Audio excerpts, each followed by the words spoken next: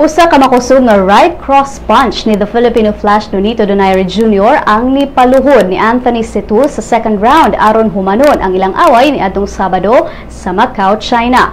Nakabarog pa man tuod si Cetul apan klarong nabunog o nabungog siya hinungdan nga ni surrender na lang ang iyang team officials pinaagi sa paglabay sa ilang tualya.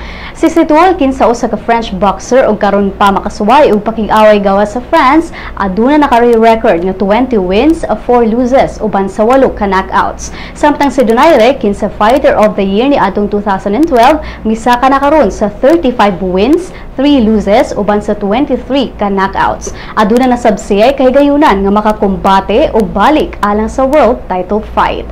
Ang mga kaubanan ni Donaire pinanguluhan sa iyang amahan, nibutyag nga kontento kaayo sila sa iyang kadaugan.